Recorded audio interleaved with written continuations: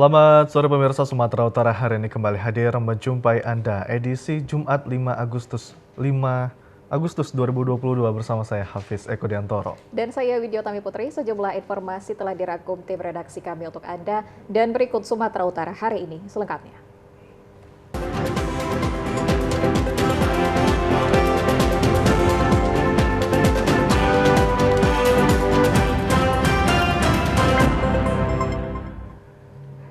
Ya, pemirsa, Wali Kota Medan Muhammad Bobi Afif Nasution bersama rombongan meninjau sekaligus melihat dari dekat 5 rumah yang terbakar di Belawan kemarin sore. Selain melihat kondisi rumah yang terbakar, Wali Kota Medan juga memberikan bantuan kepada korban kebakaran. Kedatangan Wali Kota Medan dan rombongan ini disambut Camat Medan Belawan Fazri Harahap yang langsung membawa ke lokasi 5 rumah yang mengalami kebakaran hingga menewaskan 4 orang dan 2 orang mengalami luka bakar. Setibanya di lokasi kebakaran, Wali Kota Medan Bobi Nasution bersama rombongan disambut para pemilik rumah yang terbakar mengakibatkan 6 orang menjadi korban, 4 orang diantaranya meninggal dunia dan 2 orang luka berat karena terbakar yang hingga kini masih dirawat di rumah sakit di Belawan. Di sela kunjungan itu, Wali Kota Medan Bobi Nasution memberikan motivasi dan semangat dengan pemilik rumah yang terbakar yang telah menantikan kehadiran Wali Kota Medan dengan cara duduk dan berbaris di depan rumahnya yang terbakar, sekaligus memberikan bantuan materi kepada warga korban kebakaran. Wali Kota Medan Bobi Nasution berharap kepada para warga yang rumahnya terbakar bersabar, sedangkan yang meninggal dunia semoga Allah menempatkan di tempat yang sebaik-baiknya dan kedua orang yang menderita luka bakar cepat sembuh dan bisa beraktivitas seperti sedia kala.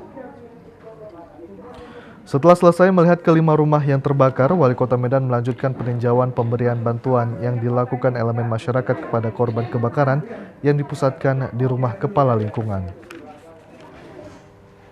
Ya, pemirsa, pasca kebakaran yang menewaskan satu keluarga di Belawan, Kota Medan pada Kamis pagi, jenazah korban dibawa ke rumah sakit untuk dilakukan postmortem. Selanjutnya dibawa ke rumah keluarga korban. Isak tangis mewarnai kedatangan 4 jenazah dan korban dikebumikan dalam satu liang lahat di pemakaman Muslim Belawan Lama. Isak tangis warnai kedatangan 4 jenazah satu keluarga yang tewas dalam tragedi kebakaran tersebut. 4 orang yang tewas dalam kejadian, korban yang tewas Hamidah perempuan usia 75 tahun, Yafizam pria usia 50 tahun dan Winda perempuan usia 46 tahun, serta Julham pria usia 15. Sedangkan korban luka bakar dirawat di rumah sakit yakni Lisa perempuan usia 51 tahun dan Mutiara perempuan usia 20 tahun. Sebelum diberangkatkan ke pemakaman, keempat jenazah terlebih dahulu disolatkan. Selanjutnya dengan menggunakan 4 mobil ambulans, korban dibawa ke pemakaman Muslim Belawan Lama kemarin siang. Para korban kebakaran ini, jenazah korban dikuburkan dalam satu liang di pemakaman. Hadir saat kedatangan jenazah korban kebakaran dari rumah sakit, Kepala BPBD Kota Medan Husni mengatakan, dalam tragedi kebakaran ini Pemko Medan langsung memberikan pertolongan cepat untuk membantu korban yang dirawat.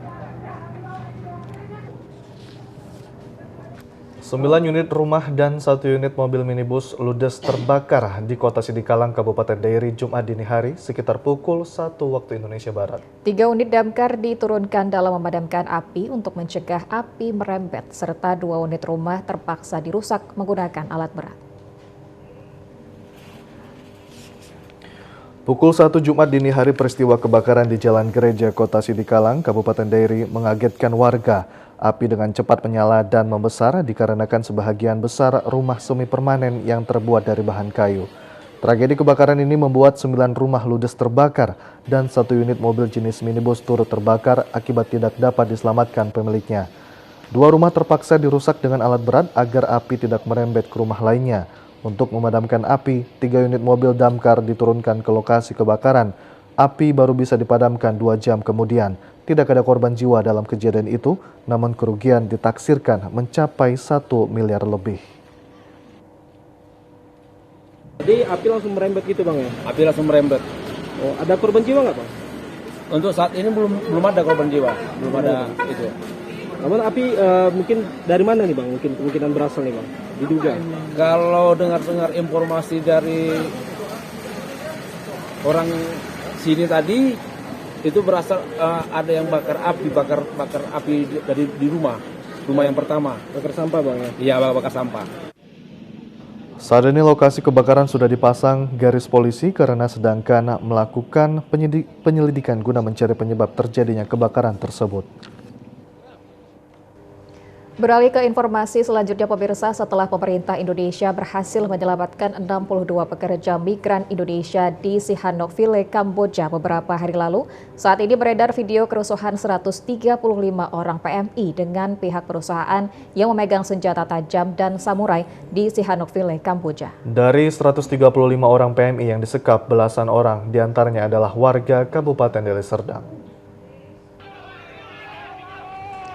Diketahui kerusuhan yang terjadi di Sihanoukville, Kamboja berkat video yang direkam, yang dikirim salah seorang PMI asal Deli Serdang dan diterima pihak keluarga PMI di Desa Sekip, Kecamatan Lubuk Pakam pada Rabu malam sekitar pukul 22 waktu Indonesia Barat.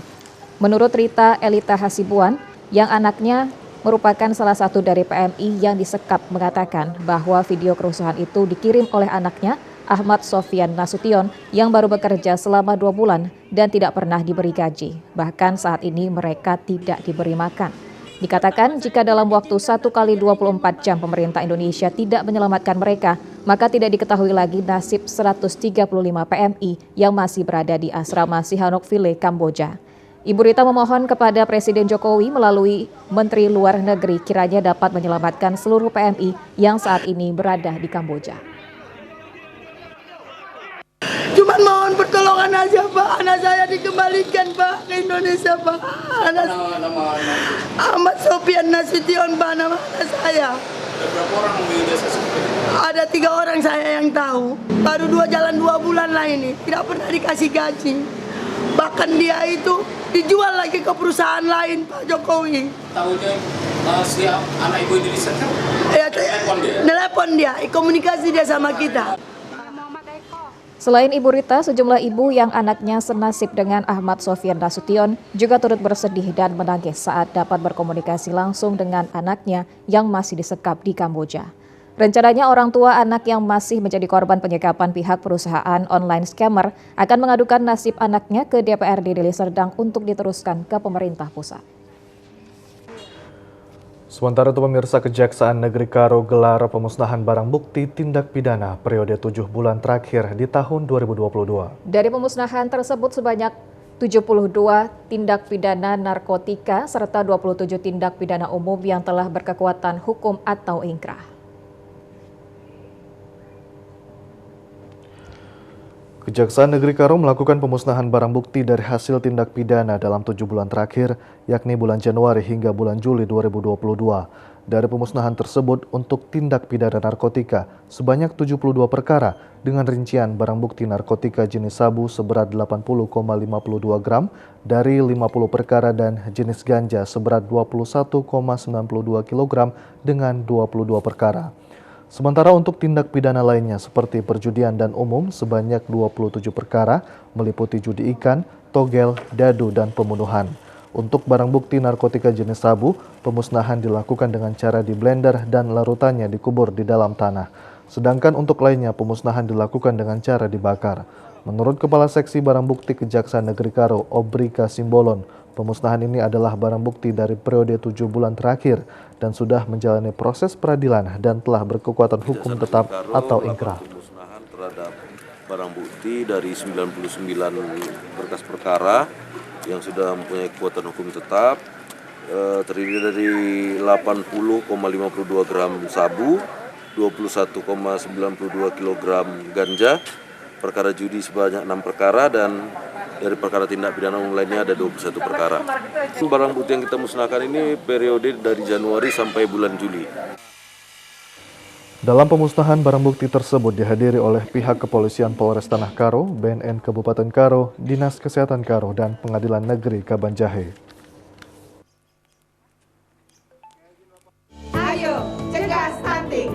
Kunjungi bidan andalan Anda untuk merencanakan dan mengatur jarak kehamilan untuk tumbuh kembang buah hati yang optimal.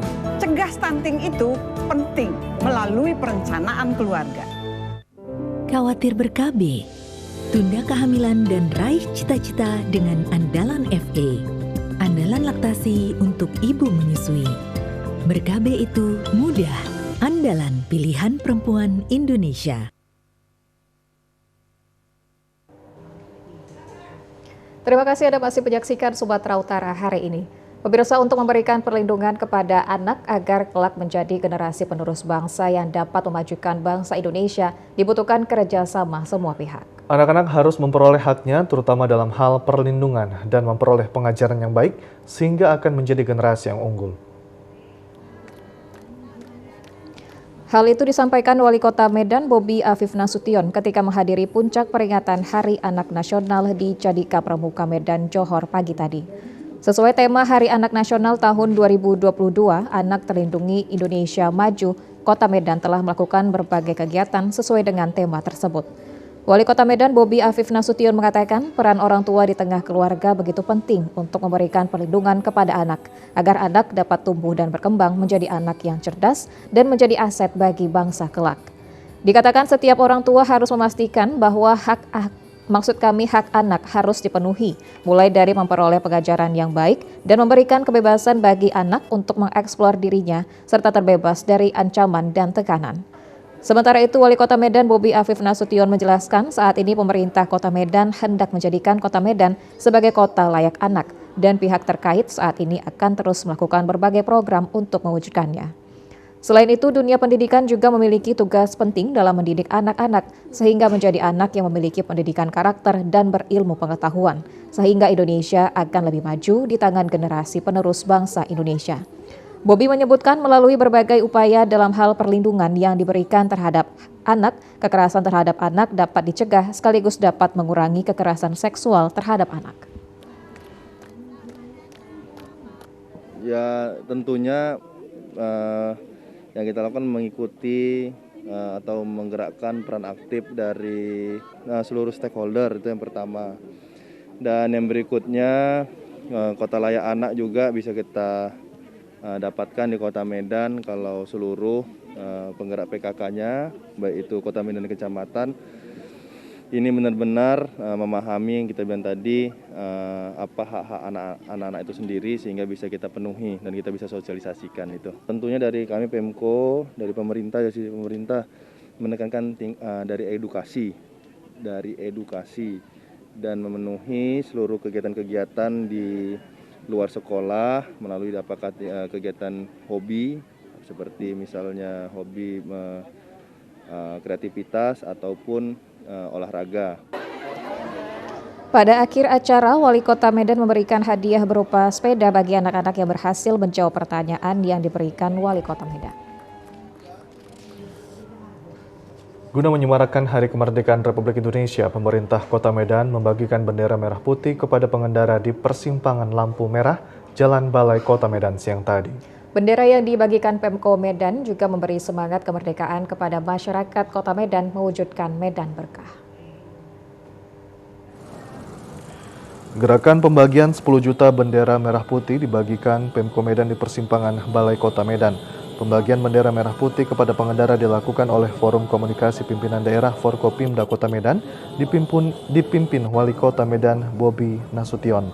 Aksi pembagian bendera merah putih mendapat antusias pengendara yang berhenti di persimpangan lampu merah sehingga saat dilakukan aksi memicu kemacetan. Pembagian bendera merah putih dilakukan Pemko Medan karena masih rendahnya minat masyarakat dalam mengibarkan bendera merah putih di rumah-rumah. Bendera merah putih dibagikan Pemko Medan menjadi motivasi bagi masyarakat lainnya untuk lebih semangat dalam mengisi kemerdekaan, terutama ikut menyemarakan dengan mengibarkan bendera. Pembagian bendera merah putih dikatakan Wali Kota Medan Bobi Nasution merupakan salah satu upaya menanamkan nilai kebersamaan di tengah masyarakat untuk menjaga persatuan dan kesatuan. Ya, harapannya tentunya kita semakin bersatu di satu kesatuan NKRI, sama-sama mempunyai rasa, sama-sama mempunyai cita-cita yang sama untuk bangsa dan negara kita, kebersamaan dengan segala perbedaan, khususnya di Medan kita ini warga kita multi etnis, oleh karena itu kita bagikan satu pemersatu kita yaitu merah putih. Gerakan pembagian 10 juta bendera merah putih diharapkan memberi manfaat kepada masyarakat sehingga peringatan kemerdekaan Indonesia di Kota Medan lebih semarak. Sebanyak 164 kepala desa se-Kabupaten Langkat periode 2022-2028 kemarin sore dilantik oleh PLT Bupati Langkat, Syah Afandi. Satu orang kepala desa tidak dilantik karena meninggal dunia sebelum acara pelantikan. Pelantikan ini dilaksanakan di Pendopo Jentera Malai, Jalan Proklamasi Kota Stabat, Kabupaten Langkat. Sebelum dilantik, para kepala desa terpilih diambil sumpah jabatan yang dibacakan PLT Bupati Langkat dan diikuti oleh seluruh kepala desa. Kemudian kepala desa ini disematkan tanda pangkat jabatan secara simbolis yang diwakili oleh 3 kepala desa. Pelantikan juga dihadiri pejabat dan seluruh camat Kabupaten Langkat serta para tamu undangan. PLT Bupati Langkat Syah Afandin menyampaikan agar para kepala desa yang telah dilantik untuk menjalani tugas dengan baik dan mengutamakan kepentingan masyarakat desa dan selalu amanah dalam menjalani tugasnya. Salah seorang kepala desa Karanggading, Kecamatan Secanggang, Bahrul mengatakan akan melaksanakan tugasnya sebagai kepala desa sesuai tupoksinya dan akan melanjutkan program-program tahunan yang berjalan dan tahun kedepannya akan membuat rencana kegiatan pembangunan desa kedepannya yang akan dilaksanakan 6 tahun ke depan. Sebagai kepala desa akan melaksanakan tugas saya sebagaimana tupoksi kepala desa dan juga tentunya melaksanakan program-program yang telah dilaksanakan pada tahun berjalan dan tentunya nanti pada tahun ke depan kami akan menyusun RPJMDes yang akan kami laksanakan di 6 tahun ke depan.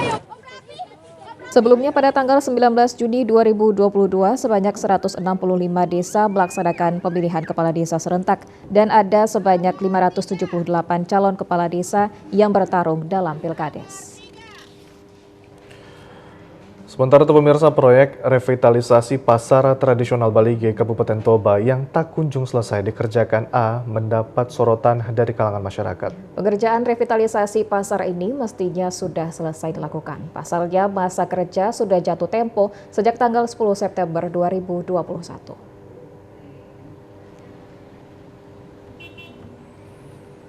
Pengerjaan revitalisasi pasar tradisional Balige sudah hampir 2 tahun tak kunjung dapat dimanfaatkan hingga para pedagang yang direlokasi sangat mengeluhkan hal ini.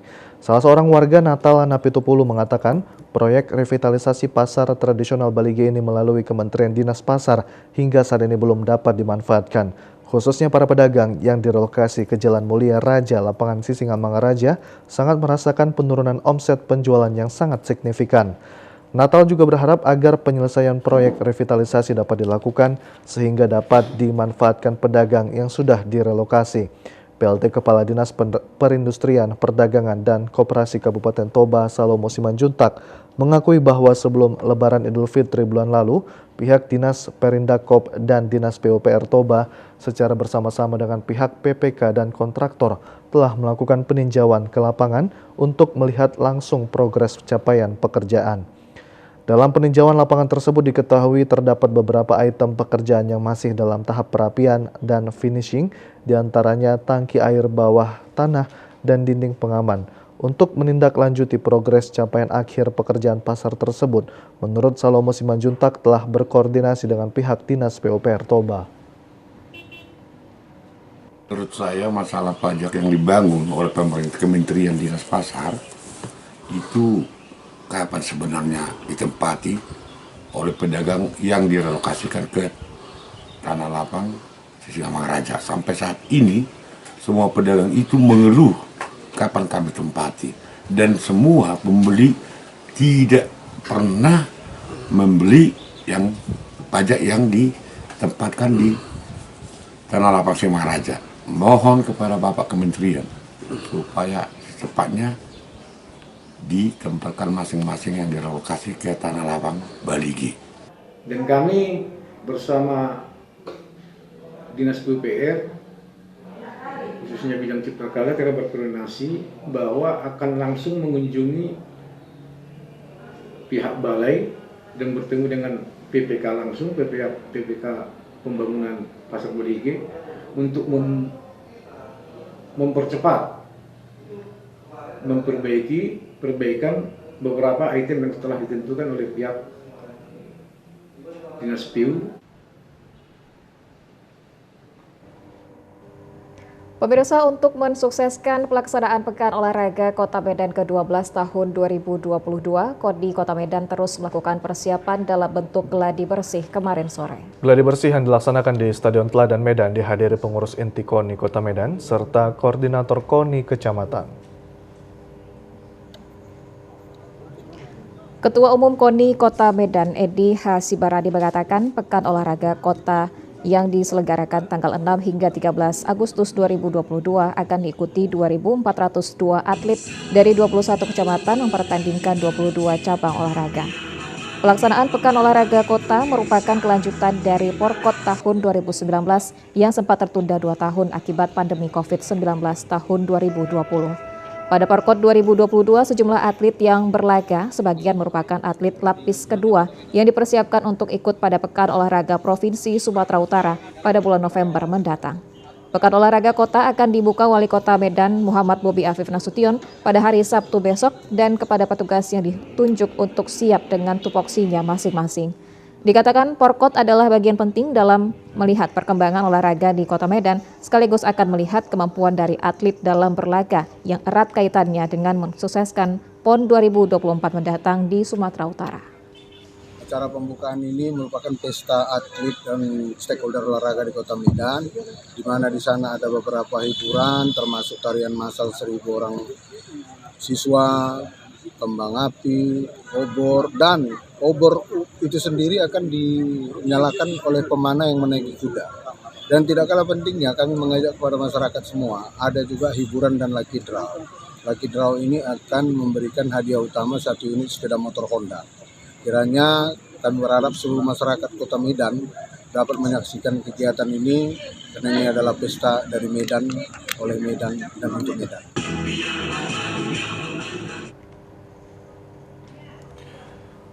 Ya, pemirsa, beragam informasi menarik lainnya akan kami hadirkan usai jeda berikut. Sumatera Utara hari ini akan segera kembali. Ayo, cegah stunting. Kunjungi bidan andalan Anda untuk merencanakan dan mengatur jarak kehamilan untuk tumbuh kembang buah hati yang optimal. Cegah stunting itu penting melalui perencanaan keluarga. Khawatir ber-KB, tunda kehamilan dan raih cita-cita dengan Andalan FA. Andalan laktasi untuk ibu menyusui. Ber-KB itu mudah. Andalan pilihan perempuan Indonesia.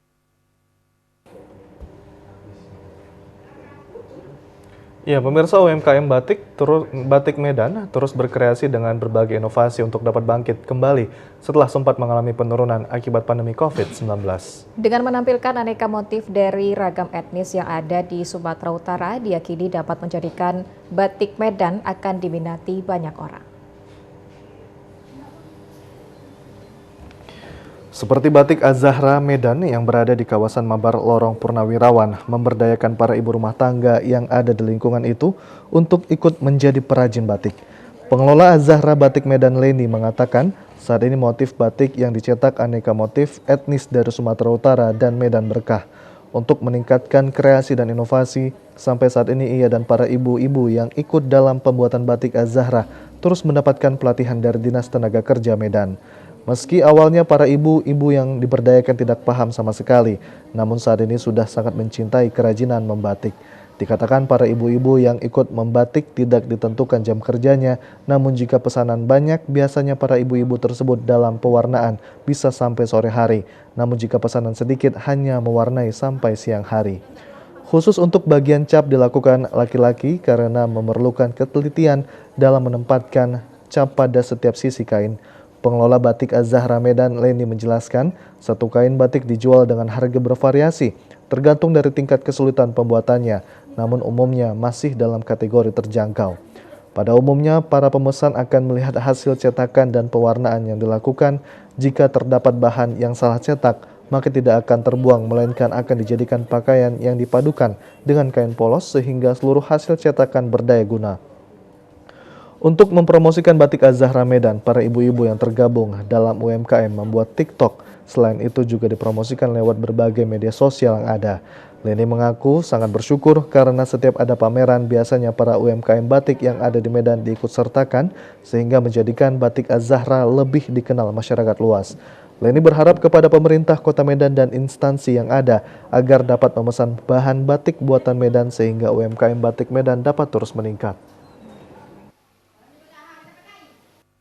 Sekarang motif yang banyak dicetak kolaborasi ya, itu antara ada niasnya, ada bataknya, ada karunya, ada mendelingnya, ada melayunya.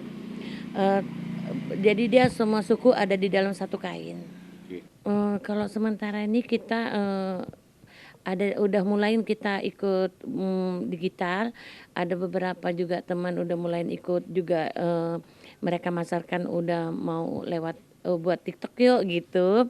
Ada juga melalui lewat WA, yang pasti selama ini lewat WA gitu. Pada pemerintah mudah-mudahan batik Medan ini bisa untuk dipakai seragam di berbagai dinas kepemerintahan, baik pun organisasi mau memakai seragam, bahasanya Medan ini kita mempunyai batik yang bernuansakan ikon Kota Medan ataupun yang bernuansakan yang ada di Sumatera Utara. Untuk meningkatkan kualitas batik Medan, ia dan para pelaku UMKM terus belajar baik melalui pelatihan maupun belajar secara langsung dari media sosial.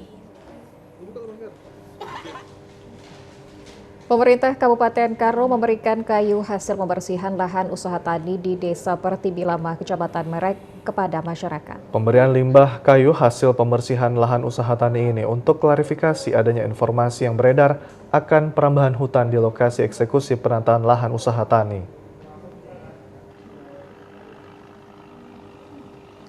Pemerintah Kabupaten Karo sampai saat ini masih terus melakukan eksekusi penataan lahan usaha tani di sekitar Desa Pertiwi Lama, Kecamatan Merek yang diperuntukkan bagi warga pengungsi Gunung Sinabung.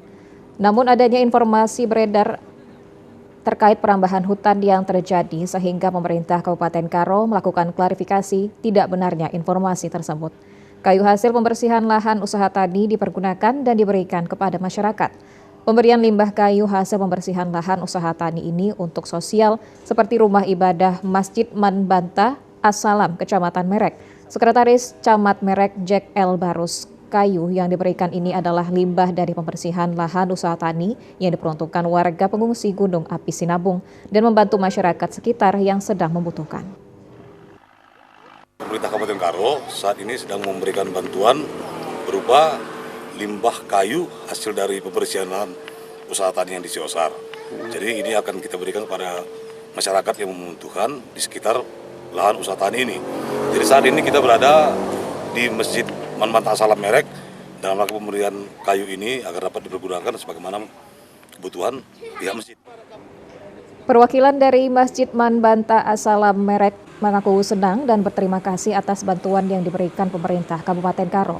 Bantuan kayu ini nantinya akan digunakan untuk merenovasi dan membangun masjid. Mengucapkan ribuan terima kasih kepada pemerintahan setempat, Bapak Dandim, Kapolres, beserta Bapak Camat yang telah memperhatikan kami untuk bantuan kayu ini. Memang bahan kayu ini kami sangat membutuhkan untuk bikin perancah masjid. Mungkin ini masih tadi diserahkan 1,5 ton, mungkin ini masih kurang, Pak. Masih kurang. Kalau mudah-mudahan nanti Bapak pemerintahan bisa memperhatikan kami lagi, ditambahlah bantuannya. Kita beralih ke informasi lainnya pemirsa, di mana pembuatan karet pakuseng biasanya diproduksi oleh pabrikan, namun di Dusun 3, Desa Bakaran Batu, Kecamatan Batangkuis, Kabupaten Deli Serdang, terdapat pengrajin karet paku secara manual. Dengan peralatan yang sederhana, hasil kerajinan Abdul Hamid Nasution mampu memproduksi ratusan karet pakuseng. Berawal dari bekerja di tempat orang lain dan upahnya tidak sesuai dengan hasil kerjanya, Abdul Hamid Nasution terinspirasi untuk membuka usaha sendiri di rumahnya. Dengan mencontoh peralatan pres manual untuk membentuk karet pakuseng, ia mendatangi bengkel tempat pembubutan besi dan berhasil membuat alat pencetak karet pakuseng yang sederhana. Abdul Hamid merintis usahanya dengan mencari bahan baku dalaman ban bekas ke tempat-tempat tambal dan mobil dan setelah berhasil memproduksi, ia memasarkan ke toko-toko bangunan. Dalam satu hari, Abdul Hamid dapat memproduksi karet paku seng sebanyak 5 bungkus besar dan 1 bungkusnya ia menjual ke toko bangunan seharga Rp30.000. Abdul Hamid Nasution mengatakan awalnya karet paku seng yang diproduksi ia jual ke toko bangunan terdekat di Kecamatan Batangkuis, namun karena situasi pandemi COVID untuk penjualan berkurang, bahkan stok menumpuk. Kemudian ia memasarkan keluar daerah hingga ke Tapanuli Selatan dan mendapat respon baik di sana. Untuk membangun sebuah rumah, toko tidak semua yang memakai karet paku seng ini. Ditambah lagi, produksi karet paku seng buatan pabrikan menjadi saingan berat produksi rumahan. Ia memohon kepada pemerintah untuk tambahan modal usaha agar dapat memperbesar usahanya karena penghasilan dari kerajinan karet paku seng tidak dapat mencukupi kebutuhan hidup sehari-hari. Ditambah lagi ia harus membiayai 5 orang anaknya yang masih bersekolah dan ia khawatir kelima anaknya putus sekolah karena ketidakadaan biaya. Kalau masa-masa kayak gini kadang-kadang namanya usaha ini ya namanya lah Pak. Kadang-kadang ada, kadang-kadang enggak. Kebanyakannya tidak ada. Kalau jumlah rupiahnya 30.000 Pak. Jadi lebih kurang siapnya cuma 1 hari 5 Pak. Paling banyak. Kalau harapan saya kalau pemainnya ada apanya, modalnya, ya saya mau menambah pemainnya contohnya kunci-kunci, gembok-gembok untuk sandingan ke membawa karet seng ini.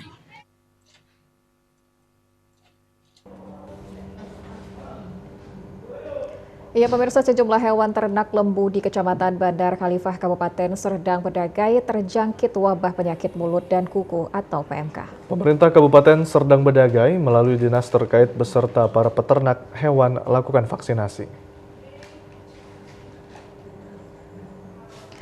Vaksinasi terhadap hewan ternak warga ini dilaksanakan Dinas Ketahanan Pangan dan Peternakan beserta penyuluh peternakan Kecamatan Bandar Khalifah di 2 desa, yaitu Desa Bandar Tengah dan Desa Juhar.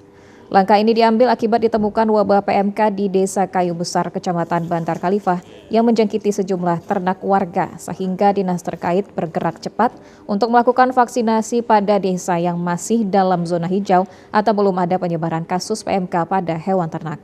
Rencana vaksinasi ini akan diberikan pada hewan ternak masyarakat, khususnya hewan ternak yang belum terpapar PMK, untuk disuntik vaksin sebanyak 100 ekor lembu. Di sini Dinas Ketahanan Pangan mengharapkan partisipasi peternak untuk mau ternaknya divaksinasi. Karena apa? Karena pengaruhnya besar terhadap peternakan kita. Peternakan kita sehat, masyarakat juga sejahtera. Demikian yang bisa kami harapkan untuk peternak Bandar Tengah dan Desa Juhar. Mengingat wabah PMK yang belum ditemukan obatnya, maka vaksinasi bagi hewan ternak dilakukan bertujuan menciptakan antibodi serta menjaga nafsu makan hewan ternak agar tetap dalam kondisi sehat. Sementara para peternak diharapkan agar selalu melihat perkembangan ternaknya. Bila terjangkit PMK, segera laporkan ke petugas agar penyebarannya tidak meluas. Sejumlah informasi menarik lainnya akan kembali kami hadirkan usai jeda berikut. Kami akan segera kembali. Ayo, cegah stunting. Kunjungi bidan andalan Anda untuk merencanakan dan mengatur jarak kehamilan untuk tumbuh kembang buah hati yang optimal. Cegah stunting itu penting melalui perencanaan keluarga. Khawatir ber-KB? Tunda kehamilan dan raih cita-cita dengan Andalan FA. Andalan laktasi untuk ibu menyusui. Ber-KB itu mudah. Andalan pilihan perempuan Indonesia. Iya pemirsa, terima kasih Anda masih menyaksikan Sumatera Utara hari ini. Sebanyak 80 siswa asal Perbaungan Kabupaten Serdang Bedagai dikumpulkan di Mapolsek Perbaungan untuk mencegah terjadinya tawuran antar kelompok. Dari hasil pengamanan tersebut, polisi mengamankan celurit, parang, dan benda tajam lainnya yang kuat dugaan akan digunakan untuk tawuran. Aksi tawuran yang akan dilakukan kelompok siswa asal Perbaungan yaitu SMA Negeri 1 Perbaungan, SMA Negeri 2 Perbaungan, SMA Al-Wasliyah, SMA Musda, dan SMA Setiabudi rencananya akan berhadapan dengan kelompok siswa asal Lubuk Pakam yang menamakan dirinya kelompok Lavendos. Rencana tawuran dipicu adanya aksi daripada kelompok Lavendos yang akan mencoba mencoret-coret dinding sekolah SMA Negeri 1 Perbaungan. Tidak terima akan hal tersebut, sejumlah gabungan pelajar berkumpul dan menunggu siswa kelompok Lavendos di perbatasan Perbaungan Lubuk Pakam, yaitu di Jembatan Seular. Mengetahui aksi akan tawuran, polisi Polsek Perbaungan membubarkannya dan mengamankan 42 sepeda motor ke Mapolsek. Agar aksi tawuran tersebut tidak merebak, sejumlah siswa dan orang tua dipanggil untuk diberikan penjelasan dan pembinaan.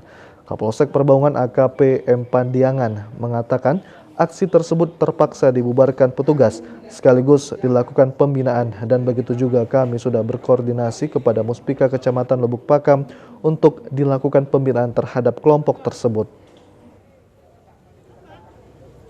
Menurut keterangan mereka, tembok dari bangunan SMA Negeri 1 itu dicoret kelompok Lubuk Pakam yang mengatasnamakan Lavendos, sehingga mereka terpancing untuk mengajak kelompok yang bermerek Lavendos untuk melakukan pertemuan ataupun tawuran. Sementara Camat Perbaungan Fahmi menyambut baik langkah dari Polsek Perbaungan dalam pencegahan dan dari kecamatan dilakukan pembinaan terhadap siswa dan orang tua untuk lebih mengawasi. Beberapa hari yang lalu ada sedikit kejadian, mungkin miskomunikasi dengan anak-anak siswa yang di Kecamatan Lubuk Pakam. Jadi pada hari ini kami memanggil mereka semua untuk yang di Kecamatan Perbaungan. Kami melakukan pembinaan untuk agar ke depan supaya tidak terulang lagi lah kejadian yang. Usai diberi pembinaan, para orang tua membawa para siswa atau pelajar pulang ke rumah masing-masing. Pemirsa, harga cabai merah dan cabai rawit di sejumlah pasar tradisional Impres Aikanopan, Kabupaten Labuhan Batu mulai turun. Turunnya harga ini dikhawatirkan pedagang yang menganggap tidak stabil dan masih tinggi dari harga normal, dan sewaktu-waktu harga bisa melonjak naik kembali. Sejak 3 hari belakangan ini, sejumlah harga bumbu masak seperti cabai merah mulai turun dari Rp100.000 menjadi Rp90.000 per kilogram. Cabai rawit dari Rp60.000 menjadi Rp45.000 hingga Rp50.000 per kilogram. Dan cabai hijau turun dari Rp60.000 menjadi Rp50.000 per kilogram. Sedangkan bawang merah lokal dan Jawa turun dari Rp50.000 menjadi Rp40.000 per kilogram dijual oleh pedagang eceran. Sementara harga sejumlah jenis bumbu halus masih tetap stabil, kecuali cabai dan bawang merah halus. Salah seorang pedagang menjelaskan akibat tidak stabilnya dan masih tingginya harga sejumlah bahan bumbu masak membuat omset penjualannya turun drastis hingga 50%. Dengan harga masih tetap tinggi ini, bagaimana pembelinya sendiri? Ya merosot lah Pak, manalah. Pembeli pun tidak seberapa, dan lagi pula orang itu kalau belanja ke pajak kan dia beli sedikit lah, nggak kayak biasanya. Hampir 50% Pak, karena harga pun jauh beda lah meningkat dia. Seperti bawang biasanya kan paling tinggi 20, ini sudah sempat 60, turun sedikit 35. Seperti cabai-cabai inilah, sudah berapa tahun tidak pernah harga 100 cabai merah. Sekarang sudah 90, 100. Sedangkan harga sayuran seperti tomat, sawi, wortel, dan lainnya masih normal dan stabil. Hampir 1 bulan harga ikan laut di pasar tradisional Impres Aikanopan di Kota Aikanopan, Kabupaten Labuhan Batu Utara mengalami kenaikan. Kenaikan harga ini juga diikuti oleh harga daging ayam potong. Naiknya harga ikan laut dipicu oleh berkurangnya suplai dari kabupaten penghasil ikan laut ke pasar tradisional Impres Aikanopan yang berdampak harga sejumlah jenis ikan laut mengalami kenaikan, seperti harga ikan tongkol dari Rp25.000 menjadi Rp35.000 per kilogram, ikan gembung dari Rp25.000 menjadi Rp38.000 per kilogram, udang batu dari Rp20.000 menjadi Rp30.000 per kilogram, dan cumi-cumi dari Rp55.000 menjadi Rp70.000 per kilogramnya. Kenaikan harga ikan laut terjadi sejak sepekan ini sehingga mempengaruhi ikan air tawar seperti ikan mas dari harga Rp30.000 menjadi Rp35.000 per kilogram, dan ikan patin dari Rp20.000 menjadi Rp23.000 per kilogram, ikan nila dari Rp30.000 menjadi Rp31.000 per kilogramnya. Namun sebaliknya ikan lili mengalami penurunan dari Rp22.000 menjadi Rp20.000 per kilogramnya. Sementara sejak sepekan ini harga daging ayam potong juga mengalami kenaikan dari Rp20.000 menjadi Rp22.000 per kilogram dan harga daging sapi masih tetap tinggi yaitu Rp150.000 per kilogramnya, sedangkan harga telur ayam ras mengalami penurunan dari Rp50.000 menjadi Rp45.000 per 30 butir.